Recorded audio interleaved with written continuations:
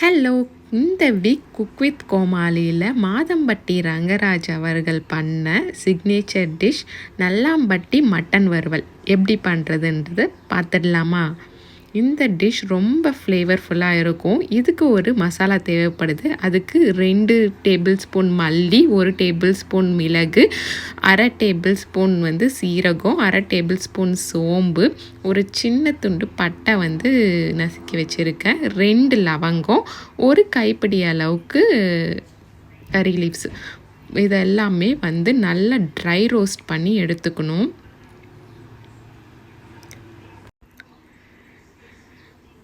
இங்கே பாருங்கள், அந்த கருவேப்பிலையை எடுத்து நம்ம நசுக்கி பார்த்தா நல்லா தூள் ஆகணும் அந்த மாதிரி. அப்புறம் இதுக்கு சின்ன வெங்காயம் தான் தேவை. என்கிட்ட ஒரு 10 சின்ன வெங்காயம் தான் இருக்குது. அது கொஞ்சம் பெருசாக இருக்குது. ஸோ ரொம்ப சின்ன பொடியாக இருந்ததுன்னா நீங்கள் ஒரு 20 வெங்காயம் கிட்ட எடுத்துக்கோங்க.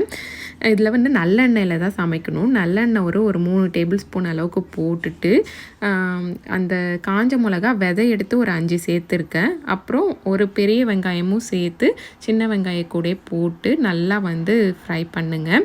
நல்லா வதங்கினதுக்கப்புறமா இஞ்சி பூண்டு பேஸ்ட் ஒரு 2 டீஸ்பூன் அளவுக்கு போட்டு நல்லா இஞ்சி பூண்டு பேஸ்ட்டோட அந்த பச்சை வாசனை போகிற வரைக்கும் வதக்கிட்டு அது கூட ஒரு பழுத்த தக்காளி 1 மீடியம் சைஸு, மஞ்சள் தூள் கொஞ்சம், அப்புறம் மட்டன் பார்த்திங்கன்னா நான் வேக வச்சுருந்தேன் ஃபஸ்ட்டே. ஸோ அது மட்டன் வேக வச்ச தண்ணியும் ஊற்றிக்கணும். கண்டிப்பாக அது ஊற்றணும், அப்போ தான் அந்த ஃப்ளேவர் ஃபுல்லாக நல்லா வரும். ஸோ அதையும் ஊற்றிட்டு நம்ம அரைச்சி வச்சுருந்தோம் இல்லையா, அந்த பொடி ட்ரை ரோஸ்ட் பண்ணி அதையும் போட்டுட்டு ஒரு நல்லா மிக்ஸ் பண்ணி விட்டுட்டு ஒரு 7 to 8 மினிட்ஸ் மூடி போட்டு வைங்க.